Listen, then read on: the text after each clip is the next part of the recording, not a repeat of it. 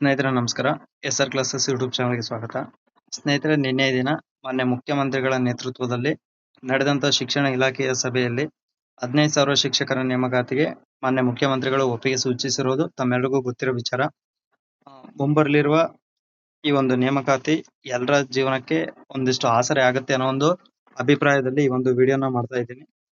HSTR ಮತ್ತು GPSTR ಗೆ ಯಾವ ರೀತಿ ಸ್ಟಡಿ ಮಾಡಿದ್ರೆ ನಾವು ಸಕ್ಸಸ್ ಆಗ್ಬಹುದು, ಅದ್ರ ಜೊತೆಗೆ ಅಪ್ಲಿಕೇಶನ್ ಹಾಕ್ಲಿಕ್ಕೆ ನಮ್ಮ ಹತ್ರ ಡಾಕ್ಯುಮೆಂಟ್ಸ್ ಇದ್ರೆ ಸಾಕಾಗುತ್ತೆ. ಆದ್ರೆ ಅದನ್ನ ಸಕ್ಸಸ್ ಆಗ್ಲಿಕ್ಕೆ ಅಂದ್ರೆ ನಾವು ಒಂದು ಸರ್ಕಾರಿ ನೌಕರಿ ಪಡಿಬೇಕಾದ್ರೆ ಅಥವಾ ಶಿಕ್ಷಕರಾಗಬೇಕಾದ್ರೆ ಪರಿಶ್ರಮ ಮಾತ್ರ ಕಡ್ಡಾಯವಾಗಿ ಬೇಕಾಗುತ್ತೆ. ಸೊ ಹಾಗಾಗಿ ಈ ಒಂದು ವಿಡಿಯೋದಲ್ಲಿ ಯಾವ ರೀತಿ ಸ್ಟಡಿ ಮಾಡ್ಬೋದು ಏನು ಅನ್ನೋದ್ರ ಬಗ್ಗೆ ಕೆಲವೊಂದು ಸಲಹೆಗಳನ್ನ ಮಾತ್ರ ನಾನು ಕೊಡ್ತಾ ಹೋಗ್ತೀನಿ. ಇದು ಜಸ್ಟ್ ಪೇಪರ್ ಕಟಿಂಗ್ ನ ನೋಡಬಹುದು. 15,000 ಶಿಕ್ಷಕರ ನೇಮಕಾತಿ ಭರ್ತಿಗೆ CM ಅಸ್ತು. ಈ ಸಲ ರಾಜ್ಯದಲ್ಲಿ 800 ಪಬ್ಲಿಕ್ ಶಾಲೆಗಳ ಆರಂಭಕ್ಕೆ ನಿರ್ದೇಶನವನ್ನ ನೀಡಿದ್ದಾರೆ. ಅದರ ಜೊತೆಗೆ ಇಲ್ಲಿ 2026-27ನೇ ಸಾಲಿನ ಶಾಲಾ ಕಾಲೇಜುಗಳಲ್ಲಿ ಖಾಲಿ ಇರುವ ಶಿಕ್ಷಕ ಹುದ್ದೆಗಳನ್ನ ತರ್ಕಬದ್ಧಗೊಳಿಸಿ 15,000 ಶಿಕ್ಷಕರ ನೇಮಕ ಮಾಡಲು ಕ್ರಮ ವಹಿಸುವಂತೆ CM 2026-27ರ ಬಜೆಟ್ ನಲ್ಲಿ ಕೂಡ ಘೋಷಿಸಿದ್ರು. ಇದರ ಒಂದು ಪ್ರಕಾರ ಏನಾಗುತ್ತಪ್ಪ ಅಂತಂದ್ರೆ, ಕಲ್ಯಾಣ ಕರ್ನಾಟಕ ಭಾಗದ ಶಾಲೆಗಳಿಗೆ 5,000ದಷ್ಟು ಶಿಕ್ಷಕರ ನೇಮಕ ಮತ್ತೆ ಇತರ ಜಿಲ್ಲೆಗಳಿಗೆ 10,000ದಷ್ಟು ಶಿಕ್ಷಕರ ಹುದ್ದೆ ಭರ್ತಿ ಮಾಡುವುದು ಈ ಒಂದು ನೋಟಿಫಿಕೇಶನ್ ಅಲ್ಲಿ ಇರಲಿದೆ. ಸೊ ಹಾಗಾಗಿ ಎಲ್ರು ಕೂಡ ಓದೋದ್ರ ಕಡೆ ಗಮನ ಕೊಡಿ. ಈಗೇನಾದ್ರೂ ನೀವು ಟೈಮ್ ವೇಸ್ಟ್ ಮಾಡಿದ್ರ ಅಂತಂದ್ರೆ ಬಹುಶಃ ಮುಂದೆ ಇನ್ನಷ್ಟು ಕಷ್ಟ ಆಗ್ತಾ ಹೋಗ್ಬೋದು. ಯಾಕಂತಂದ್ರೆ ಇವತ್ತು ಬೆಳಿಗ್ಗೆ ಜಸ್ಟ್ ಒಬ್ಬ ಆಸ್ಪರೆಂಟ್ ನಂಗೆ ಹಾಕಿರೋ ಮೆಸೇಜ್ ನ ನೀವು ನೋಡಿದ್ರೆ ಇಲ್ಲಿ ಗೊತ್ತಾಗುತ್ತೆ. ವಿಶ್ ಮಾಡಿದ್ರು, ಓಕೆ ಸರ್, PSTR ಗೆ ಪ್ರಿಪರೇಷನ್ ಕಂಟಿನ್ಯೂ ಮಾಡ್ಲಾ ಅಥವಾ GPSTR ಗೆ ಫೋಕಸ್ ಮಾಡೋದಾ ಹೇಳಿ ಅಂತಂದು. ಬಟ್ ಇದ್ರ ಬಗ್ಗೆ ನನಗೂ ಕ್ಲಾರಿಟಿ ಇಲ್ಲ. ನಾ ಅವತ್ತೇ ಹೇಳಿದ್ದೆ ಮಧ್ಯಮ ಮಾರ್ಗ ಅನುಸರಿಸಿ ಅಂತಂದು ಹೇಳಿದ್ದೆ. ಅಂತಂದ್ರೆ ಈ ಕಡೆ PSTR ನೋಟಿಫಿಕೇಶನ್ ಆಗೋದೇ ಇಲ್ಲ ಅಂತ ಹೇಳಕ್ಕಾಗಲ್ಲ, 100% ಆಗುತ್ತೆ ಅಂತಾನೆ ಹೇಳಕ್ಕಾಗಲ್ಲ. ಬಟ್ PSTR ನೋಟಿಫಿಕೇಶನ್ ಆಗ್ಬೋದು. ಅದರಲ್ಲಿ ನಾವು ಅನ್ಕೊಂಡಷ್ಟು ಅಂದ್ರೆ ಹೆಚ್ಚು ಕಡಿಮೆ 5,000 ಪೋಸ್ಟ್ ಏನಾಗುತ್ತೆ ಅಂತ ಬಂದಿದೆಲ್ಲ PSTR, ಅದರಲ್ಲಿ ಸ್ವಲ್ಪ ವ್ಯತ್ಯಾಸ ಆಗ್ಬೋದು. ಅಷ್ಟು ಪೋಸ್ಟ್ ಕರೆದೇ ಇದ್ರು ಕೂಡ ಕೆಲವೊಂದಿಷ್ಟು ಕರಿಬಹುದು. ಬಟ್ ಇಲ್ಲಿ ನೀವು ನಿರ್ಧಾರ ಮಾಡ್ಕೊಂಡ್ರೆ ಬಹಳಷ್ಟು ಒಳ್ಳೇದು. ಯಾರೆಲ್ಲ ಎರಡಕ್ಕೆ ಎಲಿಜಿಬಲ್ ಇದ್ರೆ ಡೆಫಿನೆಟ್ಲಿ ಸ್ವಲ್ಪ ಎಫರ್ಟ್ಸ್ ಹಾಕಿ ಎರಡಕ್ಕೂ ಪ್ರಿಪೇರ್ ಆದ್ರೆ ಬಹಳಷ್ಟು ಒಳ್ಳೇದು. ಇನ್ನು ಮುಖ್ಯವಾಗಿ ನಾವು ಅಬ್ಸರ್ವ್ ಮಾಡ್ಬೇಕಾಗಿರೋದು ಈ ಎರಡು ಮೆಸೇಜ್ಗಳನ್ನ. ಸರ್, ಮನೆಯಲ್ಲಿ ಯಾರು ಓದಕ್ಕೆ ಬಿಡ್ತಾ ಇಲ್ಲ ಸರ್, ನಮ್ಮ ಅಪ್ಪ ಅಮ್ಮನು ಏನ್ ಓದ್ತಿ ಬಿಡು, ನೌಕರಿ ಆಗಲ್ಲ ಬಿಡಲ್ಲ ಅಂತ ಬೈತಿದ್ರೆ. ಅಂದ್ರೆ ನೋಡಿ, ಇಡೀ ಸಮಾಜ ನಮ್ಮ ವಿರುದ್ಧ ನಿಂತಾಗ ನಮ್ಮನ್ನ ನಮ್ಮನ್ನ ಆ ಸಮಾಜದ ನಿಂದನೆಗಳಿಂದ ಕಾಪಾಡೋದು ತಂದೆ ತಾಯಿಗಳು. ಅಂದ್ರೆ ನಿಮ್ ಮಗ ಆ ರೀತಿ ಇದ್ದಾನೆ, ಈ ರೀತಿ ಇದ್ದಾನೆ, ಎಷ್ಟೇ ಕಳಂಕಗಳನ್ನ ಕೊಟ್ರು ಕೂಡ ಅದನ್ನ ನಿಭಾಯಿಸೋರು ಯಾರು? ತಂದೆ ತಾಯಿಗಳು. ಆದ್ರೆ ಈಗಿನ ಪರಿಸ್ಥಿತಿಯಲ್ಲಿ ಓದೋ ಒಂದು ಮಕ್ಕಳನ್ನು ಕೂಡ ತಂದೆ ತಾಯಿಗಳು ನಂಬಲಾರ್ದಂತ ಪರಿಸ್ಥಿತಿಗಳಲ್ಲಿ ಇದ್ದಾರೆ. ಯಾಕಂತಂದ್ರೆ ಎಷ್ಟು ದಿನ ಅವರಿಗೆ ಪಾಪ ಅರ್ಥ ಆಗಲ್ಲ. ಅಂದ್ರೆ ಇಲ್ಲೆಲ್ಲ ನೇಮಕಾತಿ ಯಾವ ರೀತಿ ನಡೀತೆ ಏನಂತಂದ್ರೆ. ಬಟ್ ಅವ್ರ ಉದ್ದೇಶ ಏನಪ್ಪಾ ಅಂದ್ರೆ 4-5 ವರ್ಷ ಆಯ್ತು ಓದ್ತಾ ಇದಾರೆ, ಯಾವ್ದು ನೌಕರಿ ಆಗಲ್ಲ ಬಿಡಲ್ಲ, ಅಟ್ಲೀಸ್ಟ್ ಹೊಲ ಮನೆ ಕೆಲಸ ಮಾಡ್ಕೊಂಡು ಹೋದ್ರೆ ಏನಾದ್ರೂ ಒಂದಿಷ್ಟು ಸಹಾಯ ಆಗ್ಬೋದು ಅನ್ನೋದು ಒಂದು ಅವರ ಅಭಿಪ್ರಾಯ. ಬಟ್ ಈ ರೀತಿಯ ಮೆಸೇಜ್ಗಳನ್ನ ನೋಡಿದಾಗ ಎಷ್ಟು ಅನ್ಸುತ್ತಂದ್ರೆ, ಇಂಥ ಪರಿಸ್ಥಿತಿಗಳು ಬಹುಶಃ ಯಾವ ವ್ಯಕ್ತಿಗೂ ಬರೋದ್ ಬೇಡ. ಸೊ ಇವೆಲ್ಲ ಆಗ್ಬಾರ್ದು ಅನ್ನಂಗಿದ್ರೆ ಆದಷ್ಟು ಬೇಗ ನೋಟಿಫಿಕೇಶನ್ ಆಗಿ ಒಂದು ಅನುಕೂಲ ಆಯ್ತು ಅಂದ್ರೆ ಡೆಫಿನೆಟ್ಲಿ ಎಲ್ರು ಕೂಡ ಹ್ಯಾಪಿಯಾಗಿ ಜೀವನ ಮಾಡ್ತಾರೆ ಅನ್ನೋದು ನನ್ನ ಒಂದು ಉದ್ದೇಶ. ಸೊ ಅಂದ್ರೆ ಕೊನೆಗೆ ತಂದೆ ತಾಯಿಗಳು ನಂಬಲಾರ್ದಂತ ಸ್ಥಿತಿಗೆ ಈ ಸ್ಪರ್ಧಾರ್ಥಿಗಳ ನಾವು ಹೋಗ್ತಾ ಇದೀವಿ. ಸೊ ಇದು ಮುಂದೆ ಎಲ್ರಿಗೂ ಆಗೋದ್ ಬೇಡ ಅನ್ನೋದು ನನ್ನ ಒಂದು ಅಭಿಪ್ರಾಯ. ನೆಕ್ಸ್ಟ್, ಈ ಒಂದು ವರ್ಷದ ಒಂದು ಧ್ಯೇಯ ವಾಕ್ಯ ಏನಿದೆ ಅಂತಂದ್ರೆ, ಉತ್ತಮ ಕಲಿಕೆ ಉಜ್ವಲ ಭವಿಷ್ಯ. ಸೊ ಈ ಉತ್ತಮ ಕಲಿಕೆ ಮತ್ತು ಉಜ್ವಲ ಭವಿಷ್ಯ ಇವೆರಡು ಆಗ್ಬೇಕಂದ್ರೆ ಶಾಲೆಯಲ್ಲಿ ಶಿಕ್ಷಕರು ಬೇಕು. ಸೊ ಈ ಒಂದು ಶೈಕ್ಷಣಿಕ ವರ್ಷದಲ್ಲಿ ಆದಷ್ಟು ಬೇಗ ಹೆಚ್ಚು ಕಡಿಮೆ 15,000-20,000 ಜನ ಆದ್ರೂ ಶಾಲೆಗಳಿಗೆ ಬರ್ಲಿ, ಸರ್ಕಾರಿ ಶಾಲೆಗೆ ಅನ್ನೋದು ಒಂದು ಆಶಯ. ಆವಾಗ ಈ ಒಂದು ಧ್ಯೇಯ ವಾಕ್ಯ ಅರ್ಥವನ್ನ ಪಡೆದುಕೊಳ್ಳುತ್ತೆ ಅನ್ನೋದು ನನ್ನ ಒಂದು ಅಭಿಪ್ರಾಯ. ಇನ್ನು ಸ್ಪರ್ಧಾರ್ಥಿಗಳ ಮನಸ್ಥಿತಿಯನ್ನ ನೋಡೋದಾದ್ರೆ ನಾವು ಎರಡು ರೀತಿ ಭಾರನ ಹೊರ್ತಾ ಇದಾರೆ. ಯಾವ ರೀತಿ ಭಾರಗಳನ್ನ ಹೊರ್ತಾ ಇದ್ರಪ್ಪ ಅಂತಂದ್ರೆ, ಒಂದು, ಈ ಎಕ್ಸಾಮ್ ನಾವು ಪಾಸ್ ಆಗ್ಬೇಕಂತಂದ್ರೆ ಸಿಲೆಬಸ್ ಅನ್ನೋದು ಒಂದು ದೊಡ್ಡ ಭಾರ. ಯಾಕಂತಂದ್ರೆ ಅದನ್ನ ಪ್ರತಿದಿನ ನಾವು ಎಷ್ಟು ಸಮಯ ಕೊಟ್ರು ಕೂಡ ಎಕ್ಸಾಮ್ ಬರೋದ್ರೊಳಗೆ 100% ಸಿಲೆಬಸ್ ನ ಮುಗಿಸಿ ರಿವಿಷನ್ ಮಾಡ್ಕೊಳ್ಳೋದು ಬಹಳಷ್ಟು ಕಷ್ಟ. ಸೊ ಆ ಒಂದು ಭಾರವನ್ನ ಪ್ರತಿಯೊಬ್ಬ ಸ್ಪರ್ಧಾರ್ಥಿ ಹೊರ್ತಾನೆ.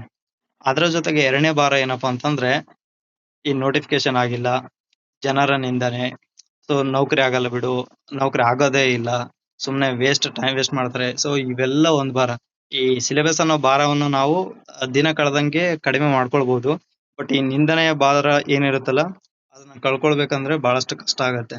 ಸೊ ಇವೆಲ್ಲ ಆಗ್ಬಾರ್ದು ಅಂತಂದ್ರೆ ನೋಟಿಫಿಕೇಶನ್ ಆದಷ್ಟು ಬೇಗ ಆದ್ರೆ ಡೆಫಿನೆಟ್ಲಿ ನಾವುಗಳು ಎರಡರಿಂದ ಕೂಡ ವಿಮುಕ್ತಿ ಪಡಿತೀವಿ ಅನ್ನೋದು ನನ್ನ ಒಂದು ಅಭಿಪ್ರಾಯ.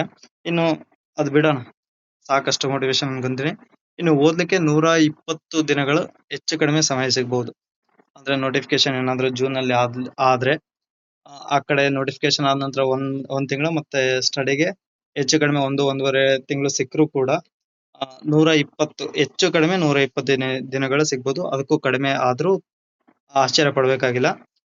ಇಷ್ಟರಲ್ಲಿ ಸಿಲೆಬಸ್ ನ ಅವಲೋಕನ ಮಾಡ್ಕೋಬೇಕಾಗತ್ತೆ. ಅಂದ್ರೆ ಟೋಟಲ್ ಸಿಲೆಬಸ್ ಎಷ್ಟಿದೆ ಅದನ್ನ ನಾವು ಐಡೆಂಟಿಫೈ ಮಾಡ್ಕೋಬೇಕಾಗತ್ತೆ. ಇನ್ನು ಸಿಲೆಬಸ್ ಕಾಮನ್ ಆಗಿ ನೋಟಿಫಿಕೇಶನ್ ಬಿಟ್ಟಾಗ ಅದರಲ್ಲಿ ಕ್ಲಿಯರ್ ಆಗಿ ಗೊತ್ತಾಗುತ್ತೆ. ಅಂದ್ರೆ ಅಪ್ಡೇಟೆಡ್ ಏನಾದ್ರು ಕೊಟ್ಟಿದ್ರ ಅಥವಾ ಓಲ್ಡ್ ಸಿಲೆಬಸ್ ಕಂಟಿನ್ಯೂ ಮಾಡ್ತಾರ ಅನ್ನೋದು ಆಮೇಲೆ ಗೊತ್ತಾಗುತ್ತೆ. ಸೊ ಅಲ್ಲಿವರೆಗಂತೂ ನಾವು ಬೇಸಿಕ್ ನ ಮೇಂಟೈನ್ ಮಾಡ್ಲೇಬೇಕಾಗುತ್ತೆ. ಅದು ಮುಂದೆ ನೋಡ್ತಾ ಹೋಗೋಣ. ಈಗ ಬೇಸಿಕ್ ನ ನಾವು ಯಾವ್ದನ್ನ ಬೇಸಿಕ್ ಅಂತೇಳಿ ಯಾವ್ದನ್ನ ಕನ್ಸಿಡರ್ ಮಾಡ್ತೀವಿ ಅಂತಂದ್ರೆ, ಸಾಮಾನ್ಯವಾಗಿ GPST ಅವರಿಗೆ 6 to 10th ಬುಕ್ ಅಷ್ಟು ಸಾಕಂತೇಳಿ ಹೇಳ್ತೀವಿ. ಸೊ ಒಂದ್ ವೇನಲ್ಲಿ ಹೇಳೋದಾದ್ರೆ ಅಷ್ಟು ಸಾಕು. ಅಲ್ಲಿ ನೀವು GPST ನೋಟಿಫಿಕೇಶನ್ ಅಲ್ಲೂ ಕೂಡ ಒಂದ್ ವೇಳೆ ಹಳೆ ನೋಟಿಫಿಕೇಶನ್ ಇದ್ರೆ ತೆಗೆದು ನೋಡ್ರೆ ಅದರಲ್ಲಿ ಕ್ಲಿಯರ್ ಆಗಿ ಮೆನ್ಷನ್ ಮಾಡಿದ್ರೆ 6ರಿಂದ 10ನೇ ತರಗತಿಯ ಪಠ್ಯ ಪುಸ್ತಕ ಅಂತ ಹೇಳಿ. ಸೊ ಅಷ್ಟ್ರ ಒಳಗೆ ನಾವು ಓದ್ಕೊಳ್ಬಹುದು. ಅದರ ಜೊತೆಗೆ ಈ ಒಂದು 6 to 10th ಬುಕ್ ನ ಮಿನಿಮಮ್ ಅಂದ್ರೆ ಕನಿಷ್ಠ ಅಂತ ಹೇಳ್ತಾ ಇದ್ದೀನಿ, ಅದಕ್ಕಿಂತ ಜಾಸ್ತಿ ಓದಿರೋ ಪರವಾಗಿಲ್ಲ. ನೋಟಿಫಿಕೇಶನ್ ಒಳಗೆ ಅಥವಾ ನಮ್ಮ ಎಕ್ಸಾಮ್ ಒಳಗೆ ಕನಿಷ್ಠ ಪಕ್ಷ 4ರಿಂದ 5 ಸುತ್ತ ಅದನ್ನ ರಿವಿಷನ್ ಮಾಡ್ಕೊಳ್ಳೇಬೇಕು. ಹಂಗಿದ್ದಾಗ ಮಾತ್ರ ನಾವಲ್ಲಿ ಸ್ಕೋರ್ ಮಾಡ್ಕೊಳ್ಳಕ್ಕೆ ಸಾಧ್ಯ ಆಗತ್ತೆ. ಅದರ ಜೊತೆಗೆ ಯಾರೆಲ್ಲ HST ಓದ್ತಾ ಇದ್ರೋ ಅವರು ಈ 6 to 10th ಬುಕ್ ಜೊತೆಗೆ ಇದು PUC ಲೆವೆಲ್ ಬುಕ್ಸ್ ಗಳನ್ನು ಕೂಡ ಮಿನಿಮಮ್ 4ರಿಂದ 5 ರೌಂಡ್ ರಿವಿಷನ್ ಮಾಡ್ಕೊಂಡ್ರೆ ಸ್ಕೋರ್ ಮಾಡ್ಲಿಕ್ಕೆ ಸಾಧ್ಯ ಆಗುತ್ತೆ. ಸೊ ಹಾಗಾಗಿ 6 to 10th ಬುಕ್ಸ್ ಏನಿದಾವಲ್ಲ, ಯಾರೆಲ್ಲ ಈ 2 ಪರೀಕ್ಷೆಗಳಿಗೆ ಓದ್ತಾ ಇದೀವೋ, ಯಾವುದೇ ಸಬ್ಜೆಕ್ಟ್ ಇರಲಿ, ಸೈನ್ಸ್, ಮ್ಯಾಥ್ಸ್ ಇರಲಿ, ಸೋಷಿಯಲ್ ಇರಲಿ, ಕನ್ನಡ ಇರಲಿ, 6 to 10th book plus PUC book ಇಷ್ಟನ್ನ ನೀವು ಮುಗಿಸ್ಕೊಂಡಿರಂದ್ರೆ ಹೆಚ್ಚು ಕಡಿಮೆ 50% ಸಿಲೆಬಸ್ ನ ಕವರ್ ಮಾಡ್ಕೊಂಡಂಗೆ. ಅದಾದ ನಂತರ ಉಳಿದಿರೋ ಸಿಲೆಬಸ್ ಒಂದು 50% ಇರುತ್ತೆ. ಅದನ್ನ ಆಮೇಲೆ ನಾವ್ ಇದ್ರ ಜೊತೆಗೆ ಆದ್ರೆ ಕವರ್ ಮಾಡ್ಕೊಳ್ಬಹುದು, ಅಥವಾ ಡೇ ಬೈ ಡೇ ಅದನ್ನ ಜಾಸ್ತಿ ಟೈಮ್ ಕೊಟ್ಟಾದ್ರೂ ಕವರ್ ಮಾಡ್ಕೋಬೇಕಾಗತ್ತೆ. ಅದಾದ ನಂತರ ಅಧಿಕೃತ ಸಿಲೆಬಸ್ ಪ್ರಕಟವಾಗೋದ್ರೊಳಗೆ ಬೇಸಿಕ್ ಮುಗಿಸೋದು ಕಡ್ಡಾಯ. ನಾವು ಅವಾಗ್ಲೇ ಹೇಳಿದ್ನಲ್ಲ, ಈ ಒಂದು ನೋಟಿಫಿಕೇಶನ್ ಅಲ್ಲಿ ನಮ್ಗೆ ಕ್ಲಿಯರ್ ಆಗಿ ಗೊತ್ತಾಗುತ್ತೆ ಸಿಲೆಬಸ್ ಏನಂತಂದು. ಸೊ ಅಷ್ಟ್ರೊಳಗೆ ಬೇಸಿಕ್ ಅನ್ನ ಮುಗಿಸ್ಕೋಬಹುದು. ಇನ್ನು ನೋಟಿಫಿಕೇಶನ್ ವರೆಗೂ ಏನಾದ್ರು ಕಾಯ್ದಾ ಕುಂತೀವಿ ಅಂತಂದ್ರೆ ಅವಾಗ ಸಿಲೆಬಸ್ ಮುಗಿಸೋದು ಕೂಡ ಬಹಳ ಕಷ್ಟ ಆಗುತ್ತೆ. ಸೊ ಅದಾಗೋದ್ ಬೇಡ ಅಂತಂದ್ರೆ ಆದಷ್ಟು ಬೇಗ ಸಿಲೆಬಸ್ ಬೇಸಿಕ್ ನ ಮುಗಿಸ್ಕೊಳ್ಳೋದು ಒಳ್ಳೇದು. ಅದ್ರ ಜೊತೆಗೆ ನಾವೇನು ಹೊಸ ಸಿಲೆಬಸ್ ನ ಓದ್ತಾ ಹೋಗ್ತೀವಲ್ಲ, ಅದ್ರ ಜೊತೆಗೆ ಈಗಾಗಲೇ ಓದಿರುವ ಹಳೆಯ ಸಿಲೆಬಸ್ ಅನ್ನ ರಿವಿಷನ್ ಮಾಡ್ಕೊಳ್ಬೇಕು.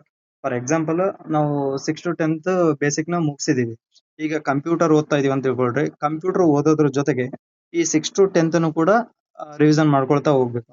ಇಲ್ಲ ಅಂತಂದ್ರೆ ನಾವು ಹೊಸ ವಿಷಯಗಳನ್ನ ತಗೊಂಡಾಗ ಕಂಪ್ಯೂಟರ್, ಕನ್ನಡ, ಇಂಗ್ಲಿಷು ಮತ್ತೆ GK ಅವೆಲ್ಲ ತಗೊಂಡಾಗ ಇದು ಗ್ಯಾಪ್ ಆಗ್ತಾ ಬರುತ್ತೆ, ಮರ್ತೋಗ್ತಾ ಹೋಗ್ತೀವಿ. ಸೊ ಹಾಗಾಗಿ ಪ್ರತಿದಿನ ರಿವಿಷನ್ಗೆ ಒಂದಿಷ್ಟು ಟೈಮ್ ನ ಕೊಡ್ಲೇಬೇಕು. ಅದ್ರ ಜೊತೆಗೆ ಹೊಸದನ್ನು ಕೂಡ ನಾವು ಸೇರಿಸ್ಕೊಳ್ತಾ ಹೋಗ್ಬೇಕು. ಸೊ ಇದು ಕಡ್ಡಾಯ ಆಗಿರುತ್ತೆ.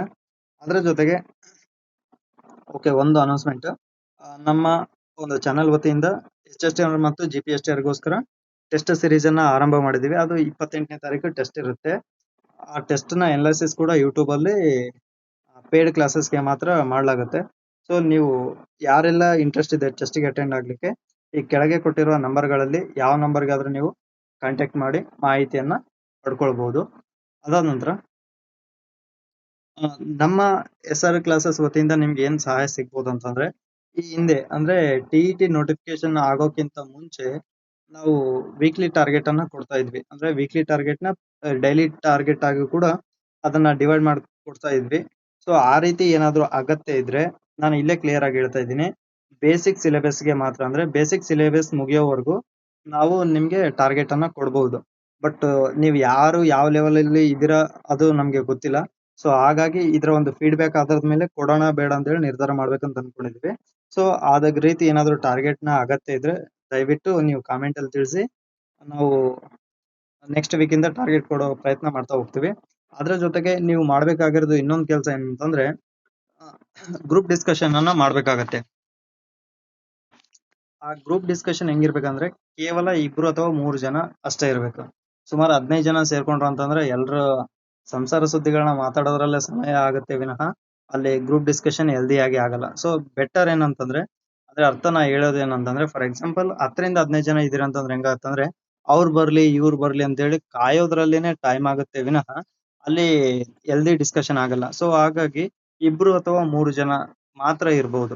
ಆ 2-3 ಜನ ಸೇರ್ಕೊಂಡು ನೀವು ಗ್ರೂಪ್ ಡಿಸ್ಕಷನ್ ಮಾಡ್ಕೊಂಡಿರಂತಂದ್ರೆ ಡೆಫಿನೆಟ್ಲಿ ನೀವು ಓದಿರೋದು ನೆನಪಲ್ಲಿ ಉಳಿಯುತ್ತೆ.